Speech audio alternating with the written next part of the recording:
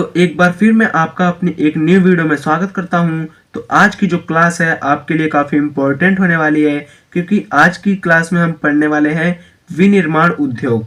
जी हाँ, ये class 10th की भूगोल का चैप्टर नंबर 6 है, जिसका नाम है विनिर्माण उद्योग। तो इस चैप्टर को आज बिल्कुल ही हम हलवे की तरह समझने वाले हैं, और बिल्कुल ही ईजी तरीके से, आसान तरीके से। और मैंने ये जो इम्पोर्टेंट पॉइंट्स है ये मैं आपके लिए अपने हाथों से लिख के लाया हूँ, ठीक है। तो पेपर में कहीं से ज़्यादा कुछ नहीं पूछा जाएगा, केवल और केवल आप अगर ये पढ़ लेते हैं, ये इम्पोर्टेंट पॉइंट्स पढ़ लेते हैं, तो आपके पेपर में इस चैप्टर से मार्क्स नहीं कटने वाले हैं, ठीक है। तो बाकी मैंने जो भूगोल के चैप्टर्स हैं, पहला, दूसरा, तीसरा, चौथा, पांचवा और सातवां जो चैप्टर है, उनकी मैंने वीडियो बना रखी है, और उन वीडियो को जो लिंक है वो मैंने डिस्क्रिप्शन बॉक्स में डाल रखा है, तो आप लोग जाके वहां से वीडियो देख सकते हैं, ठीक है। तो चलिए शुरू करते हैं। तब तक आप लोग वीडियो को लाइक कर दो, और चैनल पर नए हो तो चैनल को सब्सक्राइब कर दो। तो चलिए शुरू करते हैं। तो पहला इसका पॉइंट है वो है, जब कच्चे माल को मूल्यवान उत्पाद में बनाकर अधिक मात्रा में वस्तुओं का उत्पादन किया जाता है, उसे विनिर्माण उद्योग कहते हैं। जैसे गन्ने से चीनी बनना, ठीक है। तो हमने यहाँ पर गन्ने का एग्जाम्पल लिया है। तो जैसे अगर मान लो जो कृषि है, कृषि में गन्ना उगता है, तो जो कंपनी वाले होते हैं तो गन्ने को कृषि से 10 रुपए या 5 रुपए किलो के हिसाब से खरीद लेते हैं, तो वो कच्चा माल होता है, ठीक है। और उसको अपने तकनीकों द्वारा और प्रौद्योगिकी द्वारा, मशीनों द्वारा चीनी बना के उसे मार्केट में बेचते हैं। तो जो उसका मुनाफा होता है, उसका दाम होता है, वो बढ़ जाता है। तो आज के टाइम में हमारे तरफ जो चीनी है वो 48 रुपए किलो हो चुकी है, ठीक है। तो यहाँ पर जैसे मान लो अगर कंपनी वालों ने 10 रुपए किलो ही गन्ना लिया, तो मान लो 2 किलो गन्ने में 1 किलो चीनी बनती है, तो 2 किलो गन्ने की जो लागत होगी वो 20 रुपए होगी, और तथा जो चीनी का जो मुनाफा होगा वो होगा 48 रुपए। तो सोचो कितना मुनाफा होता है। इसीलिए कच्चे माल को मूल्यवान उत्पाद में बनाकर बेचने से कंपनी को अच्छा लाभ होता है, ठीक है। अब यहाँ पर विनिर्माण का महत्व। विनिर्माण उद्योग से कृषि को आधुनिक बनने में मदद मिलती है। तो जब विनिर्माण उद्योग खोले जाते हैं, तो जो कृषि के लोग होते हैं उन्हें रोजगार का अवसर मिलता है, कि उनसे कहा जाता है कि आप हमें ये फसल उगा कर दे दीजिए, और आप इसके बदले जितना चाहे उतना पैसे हम आपको दे देंगे, ओके। तो इसीलिए इनका आधुनिक बनने में कृषियों का बहुत महत्वपूर्ण भूमिका निभाते हैं विनिर्माण उद्योग, ठीक है। अब आगे, विनिर्माण उद्योग से लोगों की आय के लिए कृषि पर एक निर्भरता कम होती है। तो विनिर्माण उद्योग आने से ना लोगों को काम मिलता है, ठीक है। कृषि पर आधारित लोग होते हैं, तो कृषि पर उनकी निर्भरता कम हो जाती है, क्योंकि हमारा जो देश है वो एक कृषि प्रधान देश है। इसमें कम से कम 70% लोग जो है वो कृषि पर निर्भर होते हैं, ठीक है। तो इसीलिए जो विनिर्माण उद्योग होते हैं उनके आने से लोगों को रोजगार मिलना शुरू होता है, और जिसके कारण लोग कृषि पर से निर्भरता को कम करते हैं, ओके। अब यहाँ पर विनिर्माण आपको यहाँ तक समझ में आया बिल्कुल ही इजी तरीके से। तो चलिए, कोई डाउट नहीं है ना, तो चलिए करते हैं। तीसरा इसका पॉइंट है, विनिर्माण से प्राथमिक और द्वितीयक क्षेत्र में रोजगार अवसर बढ़ाने में मदद मिलती है। तो मैं आपको बता दूं कि विनिर्माण से प्राथमिक और द्वितीयक क्षेत्र में रोजगार उत्पन्न होता है। प्राथमिक क्षेत्र क्या होता है, द्वितीयक क्षेत्र क्या होता है, मैं आपको आगे इस वीडियो में पढ़ाऊंगा। तो मैं आपको बता दूं, जैसे प्राथमिक क्षेत्र कृषि से आधारित कुछ चीजें होती हैं। तो विनिर्माण आने से कृषि में जो उत्पन्न होता है उसका उसे कच्चे माल के रूप में विनिर्माण उद्योग में लाया जाता है। और तथा द्वितीय क्षेत्र जो कृत्रिम होता है, जो बनाया जाता है, तो वो विनिर्माण उद्योगों द्वारा ही बनाया जाता है, ओके। अब यहाँ पर है, क्षेत्र 3 प्रकार का होता है, ठीक है। पहला प्राथमिक, दूसरा द्वितीयक तथा तृतीयक, जिसे हम सेवा क्षेत्र भी कहते हैं, ठीक है। तो जो प्राथमिक होता है जो उत्पादन करता है, जैसे कृषि से हमेशा उत्पादन ही होता है, ठीक है।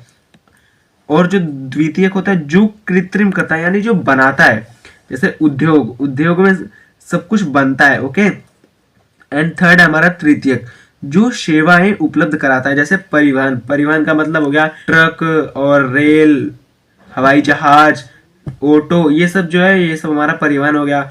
और द्वितीयक जैसे उद्योग वगैरह हो गए, जैसे फैक्ट्री हो गई, तेल की फैक्ट्री हो गई, और नल की फैक्ट्री हो गई, फोन की फैक्ट्री हो गई, कागज की फैक्ट्री हो गई, ठीक है।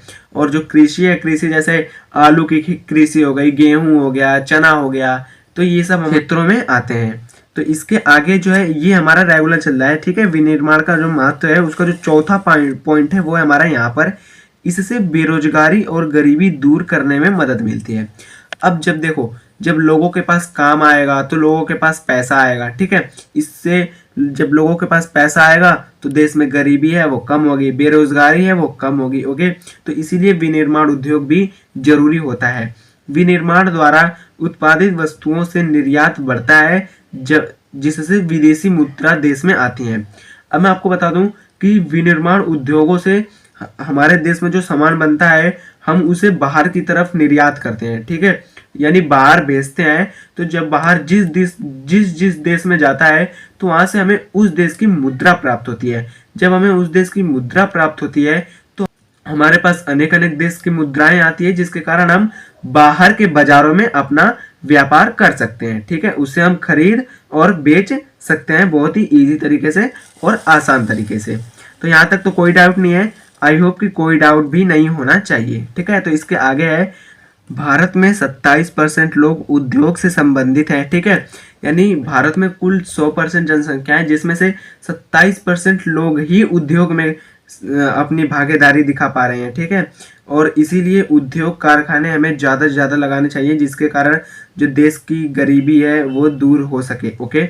इसीलिए हमारे देश में उद्योग की अभी भी कमी है, ठीक है। तो आप लोग अगर जिसके पास ज़्यादा पैसा है तो आप लोग उद्योग लगाना शुरू कर दीजिए, ओके, जिसके कारण हमारे देश को ज़्यादा से ज़्यादा मुनाफा हो और हमारे देश में विदेशी मुद्राएं आए, जिसके कारण हमारा देश आगे बढ़ सके, ओके। तो यहाँ पर हम सिंपली आगे पढ़ते हैं, सकल घरेलू उत्पाद जीडीपी में उद्योग का कुल शेयर जो है वो 27% ही है, क्योंकि 27% लोग ही काम कर रहे हैं तो 27% ही होगा। तो इसके आगे, भारत सरकार ने नेशनल मैन्युफैक्चरिंग काउंसिल का गठन किया है, यह सही नीतियों का सही से कार्य देखती है। यानी जो ये सरकार ने एक काउंसिल बनाई है तो ये सभी उद्योग को देखती है कि कौन से उद्योग सही से काम कर रहे हैं, कौन से उद्योग अच्छे क्वालिटी के माल बना रहे हैं, ठीक है, और कौन से उद्योग जो है वो खराब क्वालिटी के माल बना रहे हैं। तो ये सब हमारी भारत सरकार की नेशनल मैन्युफैक्चरिंग काउंसिल देखती है, ओके। अब इसके आगे है, कारखाने खोलने के लिए जरूरी वस्तुएं। जब कहीं पर भी अगर आप कारखाना खोलते हैं तो आपके पास ये वस्तुएं होनी ही चाहिए, नहीं तो आपका बिजनेस डूब सकता है, ठीक है, यानी आपका उद्योग नहीं चलेगा।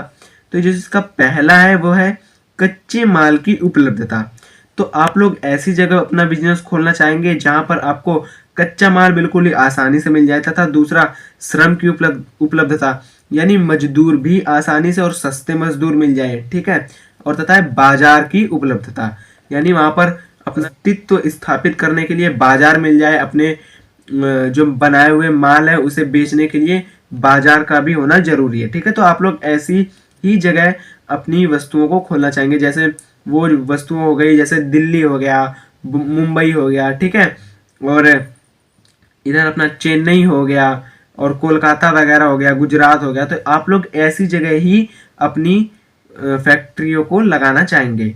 तो चलिए हम आगे पढ़ते हैं। यहाँ पर इसके आगे है कि ऐसे औद्योगिक केंद्रों एग्लोमेरेशन इकोनॉमी कहते हैं, ठीक है, यानी जिन उद्योगों को सरकार के देख रेख में होता है उसे हम एग्लोमेरेशन इकोनॉमी कहते हैं। उद्योग के प्रकार, अब उद्योग के कितने प्रकार होते हैं? तो जो पहला है वो कच्चे माल के आधार पर, दूसरा भूमिका के आधार पर, तीसरा पूंजी निवेश के आधार पर, चौथा स्वामित्व के आधार पर, पांचवा कच्चे माल और तैयार माल के मात्रा और भार के आधार पर, ठीक है। तो ये सब उद्योग के प्रकार हैं और इन्हें बिल्कुल हम इजी तरीके से और आसान तरीके से पढ़ेंगे और पेपर में यहीं से क्वेश्चन बनते हैं, ठीक है। तो इसमें जो पहला है वह कच्चे माल के आधार पर, यह दो प्रकार का होता है, कृषि आधारित उद्योग और खनिज आधारित उद्योग। तो मैं आपको बता दूं, कृषि आधारित उद्योग वो होते हैं जैसे जो कृषि में उत्पादित होते हैं, जैसे गन्ना हुआ और गेहूं हुआ, ठीक है, चना हुआ, मटर हुआ, तो ये सब कृषि आधारित उद्योग है। और जो खनिज है वो होते हैं, जैसे आप खनन कर रहे हो कहीं पर, तो वहां पर जो प्राप्त जो कच्चे माल के तौर पे जैसे पेट्रोलियम मिलता है और गैस, प्राकृतिक गैस मिलती है, तो वो सब हमारी जो है वो सब हमारी खनिज के आधार पर होगा। तो यहाँ पर मैंने लिखा है कृषि आधारित उद्योग, जो कृषि पर आधारित हो, जैसे कपास, ऊन, जूट, सिल्क, रबर, गन्ना, चाय, कॉफी आदि, ठीक है। और खनिज आधारित उद्योग जो खनन द्वारा प्राप्त किए जाते हैं, जैसे लोहा, इस्पात, सीमेंट, एल्यूमिनियम, पेट्रोकेमिकल्स आदि, ठीक है। अब इसके आगे है जो है वो हमारा भूमिका के आधार पर, तो वो है हमारा, ये भी दो प्रकार का होता है, जिसमें पहला होता है आधारभूत उद्योग और दूसरा होता है उपभोक्ता उद्योग। तो मैं आपको बता दूं आधारभूत का मतलब क्या होता है। तो आधारभूत का मतलब होता है किसी चीज के आधार पर, ठीक है। तो जो भूमिका के आधार पर होता है, तो वो इसका जो आधारभूत उद्योग है वो मतलब जैसे इसका जो पहला है वो आधारभूत उद्योग, ऐसे उद्योग जो लोहे तथा इस्पात के आधार पर बना हुआ होता है, इसे आधारभूत उद्योग कहते हैं, ठीक है। जैसे आप मान लीजिए आप अपने घर में इधर उधर नजर दौड़ाएं, तो आपको जो खिड़की दिख रही है वो आपकी, वो जिसमें जो लोहा लगा हुआ है ना, तो वो एक आधारभूत उद्योग ही होता है, ठीक है। जैसे आप मान लो आपके पास सिलेंडर रखा है, तो जो जिससे वो सिलेंडर बना है वो भी तो एक लोहे से बना है। जिस फोन से आप मुझे मेरी इस वीडियो को देख पा रहे हैं, उसमें भी आपको कहीं ना कहीं लोहा दिख जाता है, ठीक है। तो लोहे का जो इस्तेमाल है वो हर एक चीज में आपको कहीं ना कहीं देखने को जरूर मिलता है, ठीक है। तो आप यहाँ पर अगर पेन को भी देखें, तो जो ये पेन की नोक है इसमें भी एक लोहा ही लगा हुआ है, ठीक है। तो ये हो गया हमारा आधारभूत उद्योग। अब है उपभोक्ता उद्योग। उपभोक्ता उद्योग का है जो उद्योग सीधा ग्राहक को सामान सप्लाई करते हैं, उन्हें उपभोक्ता उद्योग कहते हैं। उदाहरण चीनी, कागज, इलेक्ट्रॉनिक्स, साबुन आदि। तो मैं आपको बता दूं कि जैसे एक बड़ी फैक्ट्री है, ठीक है। तो जैसे मान लो आपके पास चीनी की फैक्ट्री है, तो जो उस फैक्ट्री का मालिक है वो कृषि से कच्चे माल लेगा, ठीक है। तो जैसे गन्ना लेगा तो वो चीनी बनाएगा, तो वो चीनी बना के किसी और छोटे मालिक को या किसी और छोटे व्यापारी को नहीं देगा, वो डायरेक्ट ही ग्राहक के पास पहुंचाएगा। तो ये हो जाता है, वो हो जाता है हमारा उपभोक्ता उद्योग, ठीक है। अब इसके आगे ये हमारा जस्ट पूंजी निवेश के आधार पर, ओके।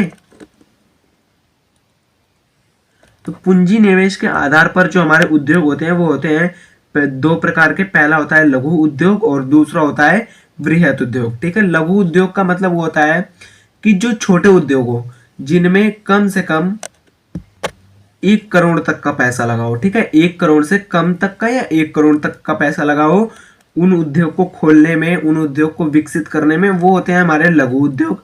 और जो बृहत उद्योग होते हैं उनमें 1 करोड़ से ज्यादा पैसा लगाओ, जैसे वो कई करोड़, 100 करोड़, 200 करोड़, करोड़ों में करोड़, ठीक है। तो वो हो जाते हैं हमारे बृहत उद्योग। तो चलिए हम इसके आगे पढ़ते हैं।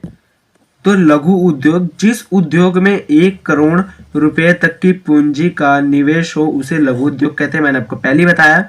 और बृहत उद्योग जिस उद्योग में 1 करोड़ रुपए से अधिक की पूंजी का निवेश हो उसे बृहत उद्योग कहते हैं।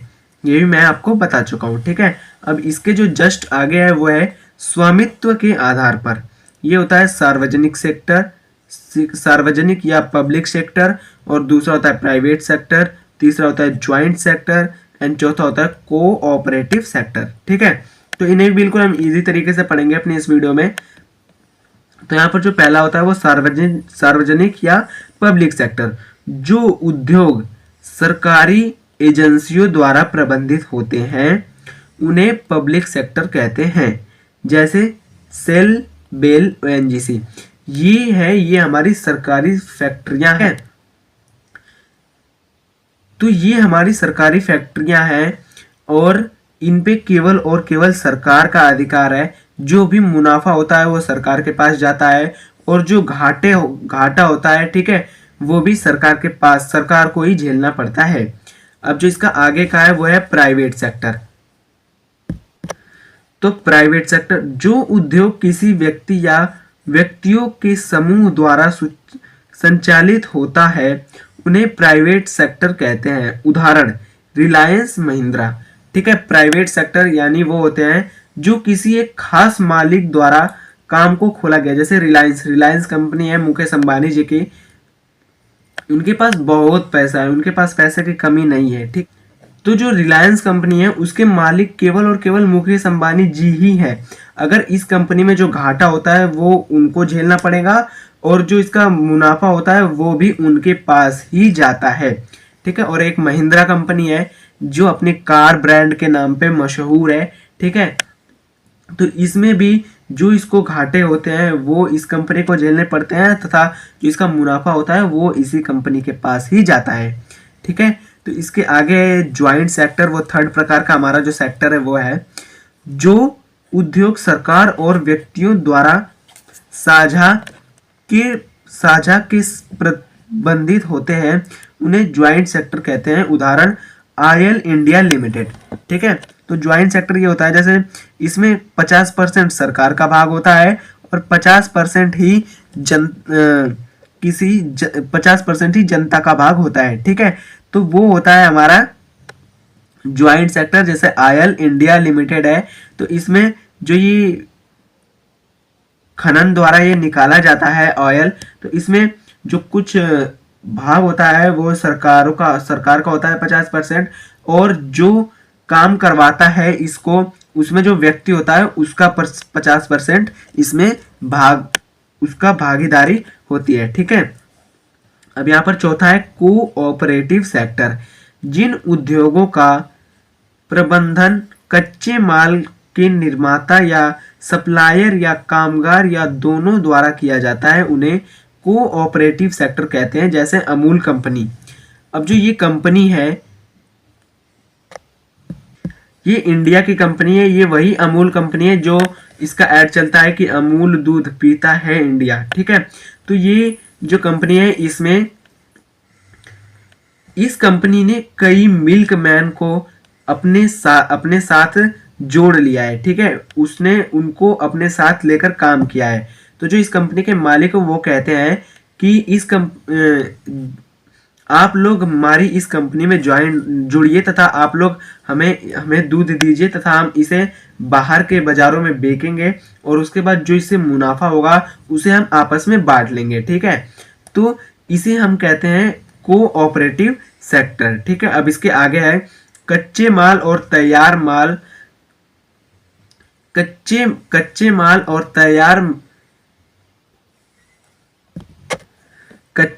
और तैयार माल के मात्रा और भार के आधार पर, ठीक है। तो इसमें ये भी दो प्रकार का होता है, पहला भारी उद्योग, दूसरा हल्के उद्योग। भारी उद्योग वो होते हैं जैसे लोहा इस्पात हुआ, जिसमें करोड़ों का पैसा लगता है, ठीक है। और हल्के उद्योग वो वे जो छोटे मोटे फैक्ट्री हो गए, ठीक है। तो ये सब हो जाते हैं हमारे हल्के उद्योग। तो चलिए इसके हम आगे पढ़ लेते हैं भारी उद्योग तथा हल्के उद्योग के बारे में। और तो यहाँ पर पहला है भारी उद्योग, ऐसे उद्योग जो अधिक पैसों द्वारा खोला जाता है जैसे लोहा इस्पात। और दूसरा है हल्के उद्योग, ऐसे उद्योग जो कम पैसों से खोला जाता है जैसे इलेक्ट्रॉनिक्स, ठीक है। तो ये थी आज की तो आई होप कि आपको ये क्लास आई होप कि आपको ये क्लास अच्छी लगी होगी। अगर आपको ये क्लास अच्छी लगी है तो प्लीज़ इस वीडियो को लाइक कर दो, और चैनल पर नए हो तो चैनल को सब्सक्राइब जरूर से कर लेना, ठीक है। चैनल को जरूर से सब्सक्राइब कर लो, तथा हर वीडियो की तरह मैं इस वीडियो का टारगेट रखता हूँ कम से कम 1000 व्यू। तो ये आप लोगों के लिए बिल्कुल ही ईजी है, तो आप लोग जल्द फटाफट 1000 व्यू कर दीजिए, तो मैं आपको एक अच्छा सा सरप्राइज गिफ्ट दूंगा। तो फटाफट आप लोग 1000 व्यू इस वीडियो पर ला दीजिए। तो ये चैप्टर जो है ये बिल्कुल ही खत्म हो जाता है, और पेपर में इसके अलावा कहीं से भी नहीं आएगा। तो आप लोग एक बार फिर से इसे रिवाइज कर लेना, ठीक है। पेपर जब आप लोग पेपर देने जाओ तो आप लोग इसे एक बार और रिवाइज कर लेना। तो आज इतना ही, तो मिलते हैं आपसे अपनी अगली वीडियो में किसी नए टॉपिक के साथ। तब तक के लिए जय हिंद, जय भारत, और आपका वीडियो देखने के लिए